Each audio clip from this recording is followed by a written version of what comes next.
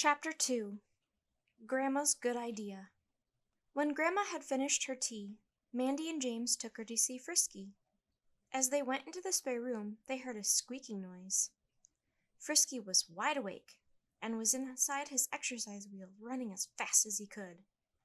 The wheel was whizzing around so fast that it was almost a blur. Then Frisky dived out and ran up and down his ladder as fast as he could go. James and Mandy burst out laughing. Grandma was peering into the cage. "Well, I never!" she said, looking amazed. Frisky stopped dashing around his cage and sat on his hind legs to gnaw a sunflower seed. "I'll bring him a bit of carrot tomorrow," Mandy said, "and a piece of apple." "Apple and carrot?" Grandma laughed. "Yes," Mandy said, "and celery and lettuce. Hamsters need things like that to keep them healthy." Grandma was still peering at Frisky. "He looks a little like a mouse to me." She didn't sound sure whether she liked him or not. "I suppose he does a little," Mandy said. "But a nice mouse," James said. Grandma gave a little shiver.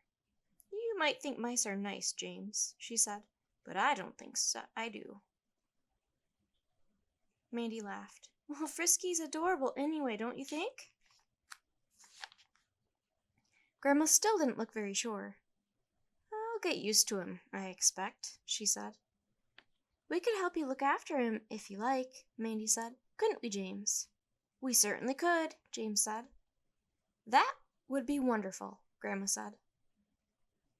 "And Grandpa says we can play with him when he's settled down," Mandy said.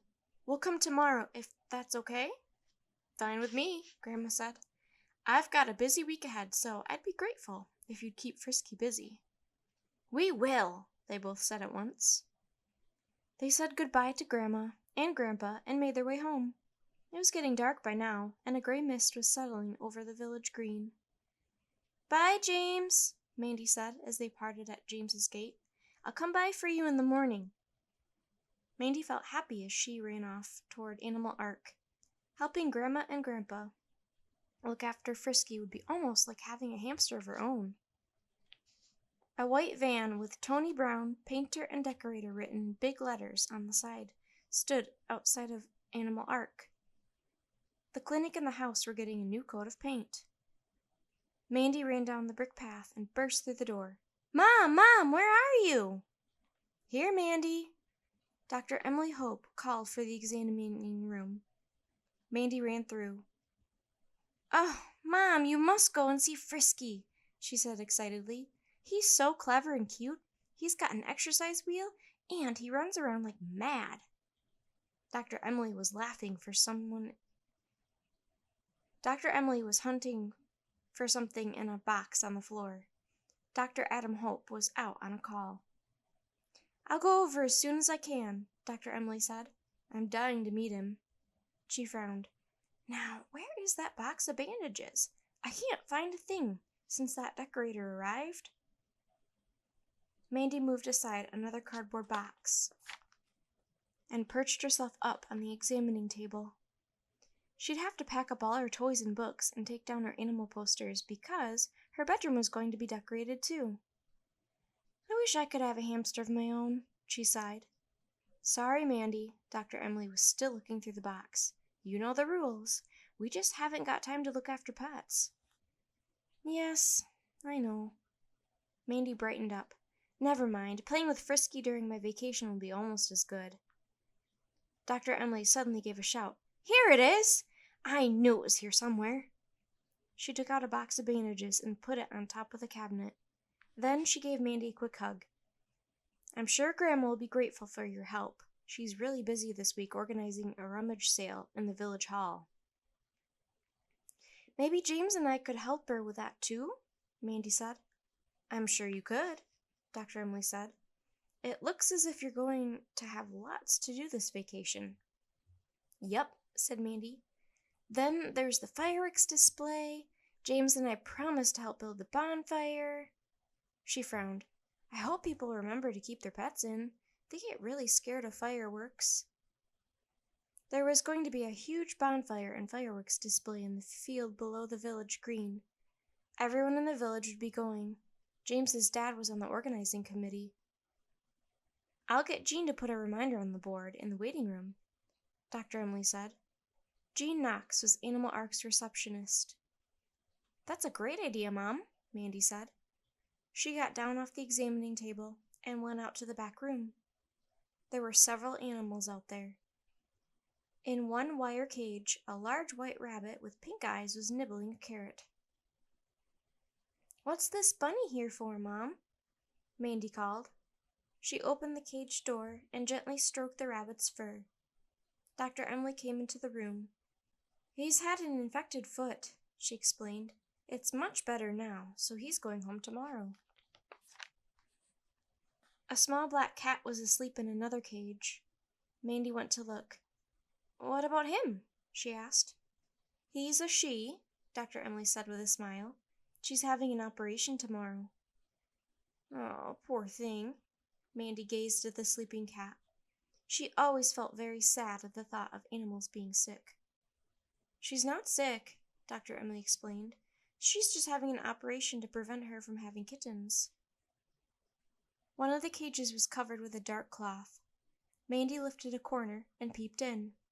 A creature about the size of a small rabbit was curled up in a ball in one corner. Mandy drew in her breath.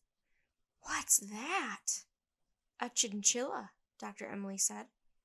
The chinchilla stirred and stretched. Mandy could see it had thick silver-gray fur, long ears, and a bushy tail. He's beautiful, Mandy said. She thought the chinchilla was one of the prettiest animals she'd ever seen. Yes, Dr. Emily said.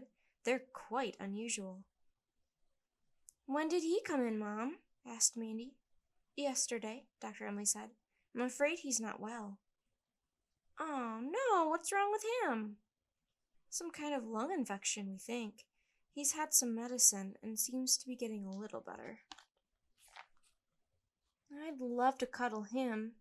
Mandy looked longingly at the little gray creature. Maybe when he gets better. Dr. Emily glanced at the clock on the wall. Come on, Mandy, Dad will be back soon. Mandy took one last look at the animals and followed Dr. Emily into the house. It wasn't long before Dr. Adam walked in. Mandy told him all about Frisky before he had even time to take off his coat. He laughed when she told him about the exercise wheel. Does it squeak? He asked. Mandy grinned. Yes, it does a little. Put a little cooking oil on it, Dr. Adam said. That will fix it, and it won't do the hamster any harm if it happens to lick it. I'll tell Grandma, Mandy said. They had just finished dinner when the phone rang. I'll answer it. Mandy ran through the hall. Mandy! It was Grandma, and she sounded worried. What's up? Mandy asked. It's Frisky, Grandma said. There's something wrong with him. Can you get Mom or Dad to come and take a look at him? Oh, yes, of course, Mandy said. We'll come right away. Her stomach turned over. She didn't think she could bear it if Frisky was sick. She dashed back into the kitchen. Mom, Dad, she gasped. Can you come with me to Grandma's? There's something wrong with Frisky. Oh, dear. Dr. Emily took off her apron. I'll go. Dad can stay here in case there are any emergency calls. Is that all right, Adam? Dr. Adam was sitting at the table reading his vet's magazine. Yes, go ahead. I hope Frisky's all right. Oh, so do I, Mandy said. We'll take the car, Dr. Emily said when they got outside, just in case Frisky needs to come back to the clinic. Mandy felt worried as she climbed into the car next to her mom. Frisky had been all right when she and James were at Lilac Cottage earlier. They found Grandma waiting for them when they arrived. She hurried up the stairs in front of them and thrust open the door to Frisky's room. I think he's got mumps, she said anxiously. Dr. Emily took one look at Frisky and burst out laughing. It's not funny, Emily. Grandma sounded indignant. Look at him. Frisky was sitting on top of his nest box. He gazed at them with beady bright eyes. His face was huge. His cheeks were puffed out to 3 times their normal size. Oh, Mom, Dr. Emily laughed and shook her head. He hasn't got mumps. He's storing food in his cheek pouches. What? Grandma was peering at Frisky with a worried look on her face. Dr. Emily quickly told Grandma that hamsters have huge pouches in their cheeks in which to keep food. She pointed to his store in the corner. They have a food store, too. Look. Grandma began to laugh, too. Oh, dear, she said, wiping her eyes. What a silly woman I am. She turned to Mandy. Honestly, Mandy, I knew absolutely nothing about hamsters. Never mind, Grandma, Mandy said. Look, Grandma said, I've got an idea. Why don't you come and stay here for your vacation, Mandy? You could be full-time resident hamster keeper for me. She turned to Mandy's mom. What do you think, Emily? I think it would be a nice idea, Dr. Emily said. It's not much fun at Animal Ark at the moment with ladders and cans of paint all over the place. How about it, Mandy? Mandy's eyes were shining.